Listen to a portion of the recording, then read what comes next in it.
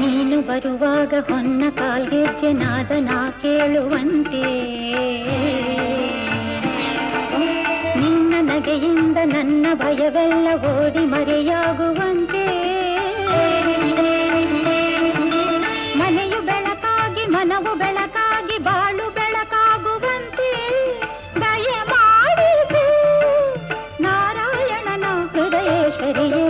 ಬಾಗಿಲ ತೆರೆದಿರುವೆ ತಾಯೇ, ಪೂಜೆಗೆ ಕಾದಿರುವೆ.